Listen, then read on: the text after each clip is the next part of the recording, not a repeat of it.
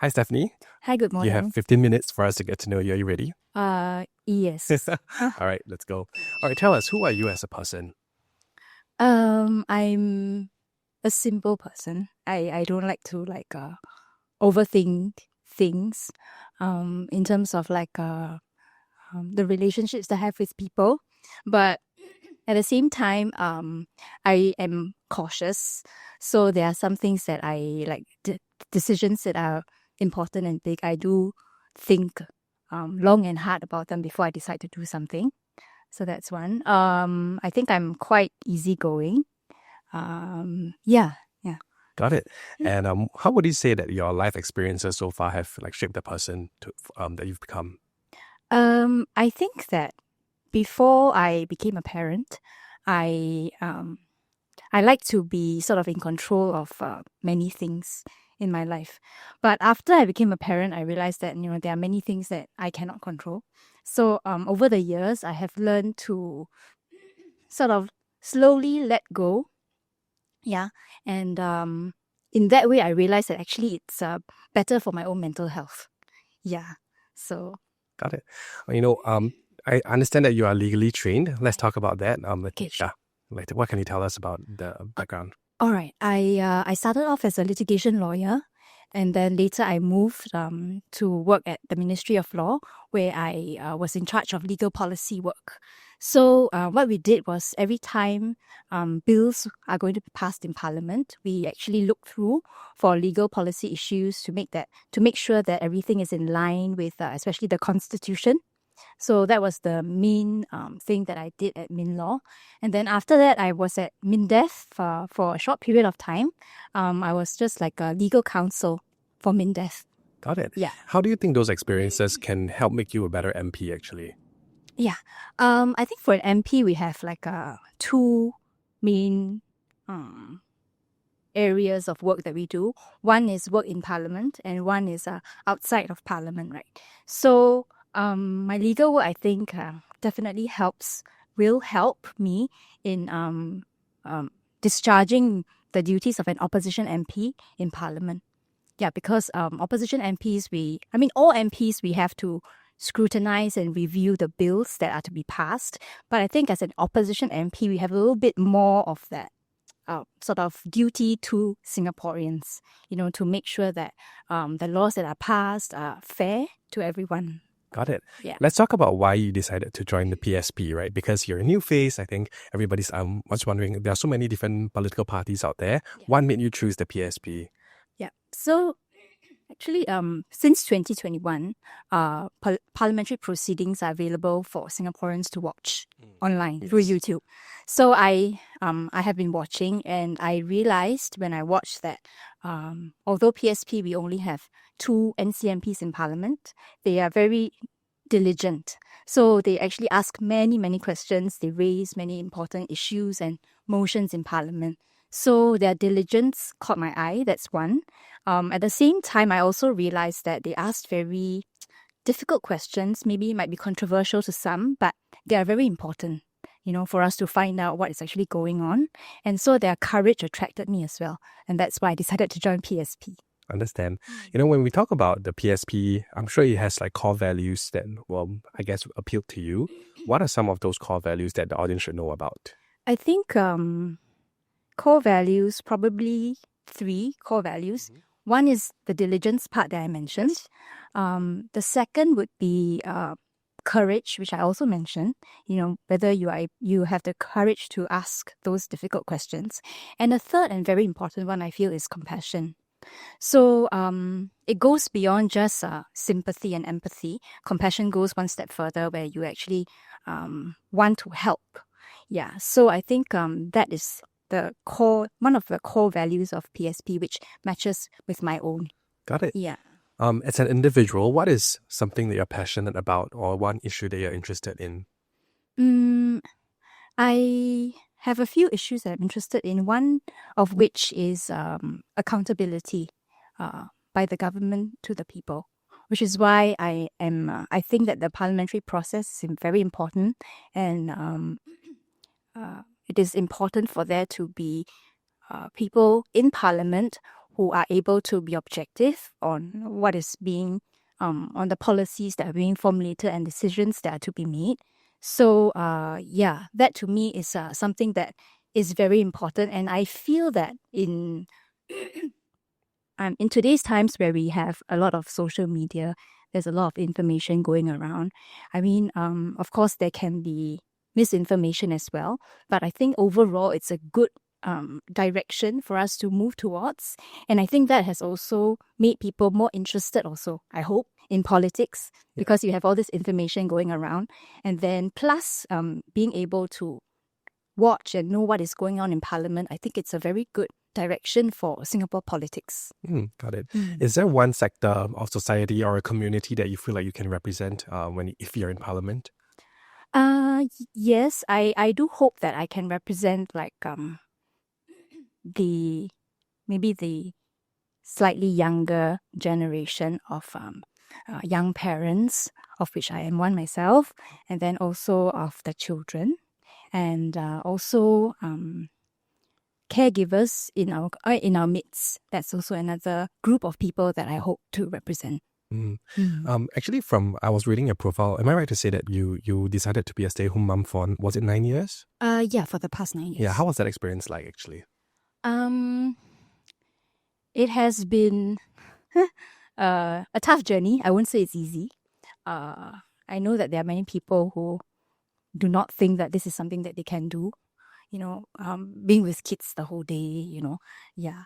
So, but I do enjoy that. And I have also learned a lot. I do not think that, just because I have been a stay-home mom for 9 years that, I'm like stagnant somewhere. But, you learn different things at a different stage of your life. So I learned a lot. My children have actually teach me a lot. And also I realize a lot of my, weaknesses through them as well. Yeah. So I learned patience. I learned all these kind of things lah. Even the intangibles, but I think they still they have shaped me to become who I am today. Yeah. Yeah. I mean, that's a school of life, right? So what are some of these experiences that you've acquired in the, personal life that you feel like can be translated into your role as an MP? Yeah. So just now I mentioned that I think that an MP has two main areas, Correct. two main functions, right? So the first one is in Parliament, and I feel that my legal experience helps me with that. And then the other one is, you essentially as an MP, you're supposed to take care of your residents. And I think that my experience as a caregiver for the past 9 years will be very helpful to me in that respect. Talking to people, listening to them, and then, just taking care of them, making sure that they are okay. Yeah. Understand. So I'm sure you've been going and doing your walkabouts lately. What are some of the key contents on the ground that you've been hearing from the people?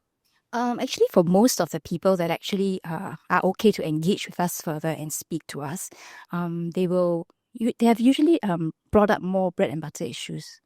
Like cost of living is one thing that is on everyone's mind, whether you are young or old. I think also for the Western, because we walk a lot in the West. So also there have been a lot of feedback from them regarding like the public transport in the West, which residents feel can be improved. That's one. Jobs is one big thing also. Job security. It is something that is on many of their minds. Understand. Yeah. So tell me about the Singapore that you're hoping to build in the future. For me, it is important that Singapore becomes a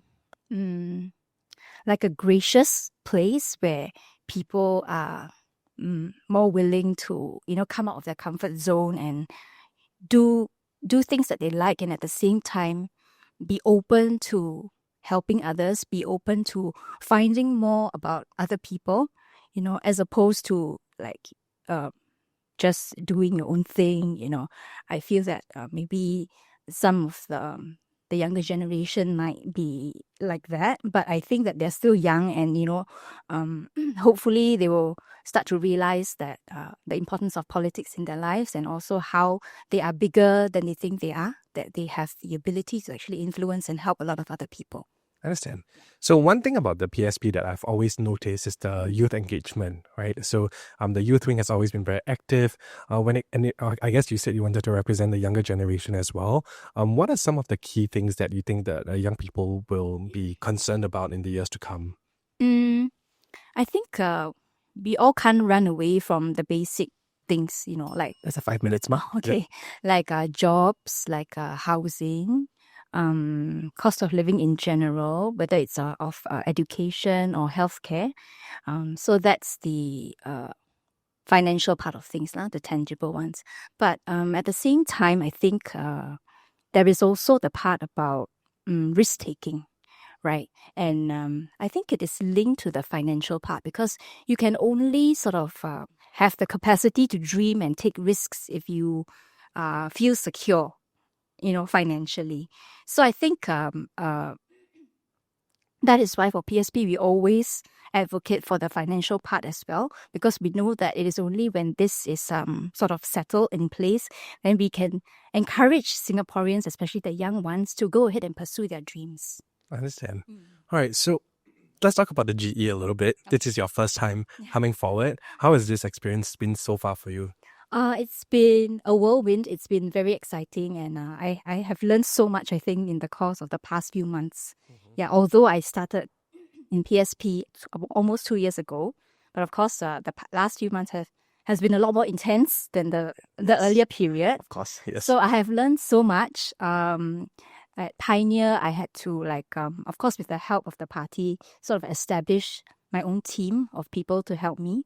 And in a GE, as a candidate, you realize that the elections is so much more than yourself, because you're not going to be able to run a campaign by yourself. You need so much support. Yeah. So I've learned a lot in that, and I do enjoy, getting to know people and seeing, who would be a good fit for my team. I think chemistry is very important. Yeah. Yeah. So, but of course, at the same time, we also learn that how to work with people whom you thought, you might not get along with, but at the end of the day, at least we have that common purpose, which is to win the election. Yeah. So you also learn to get along with other people. Got it. Yeah. Now you mentioned like curating a good team around you. So what are some of the traits that you feel like would make a good team? For me, I think kindness is very important. Yeah, even in a period of high stress, I think it's important to look after the welfare of everyone, because it is intense and it's not like it's a long journey. And the GE is not the end. Okay. It is the beginning. It is the beginning of, if we win, it's the beginning of a period where we have to make good the promises that we made to Singaporeans. Right. That's true. So with that in mind, I think it's a long journey. It's not the end. It is towards something bigger. So of course, if I can, build relationships with people and we can go through this together, then if we win, we will continue, hopefully. Understand. Yeah.